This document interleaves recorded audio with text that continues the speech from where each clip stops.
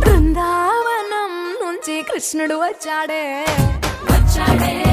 కృష్ణుడు వచ్చాడే యమునా తీరాన ఉన్న రాధను చూశాడే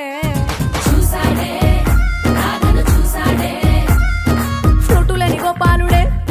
సుట్టు వేసే భూపాలుడే మీసమొచ్చిన పాలుడే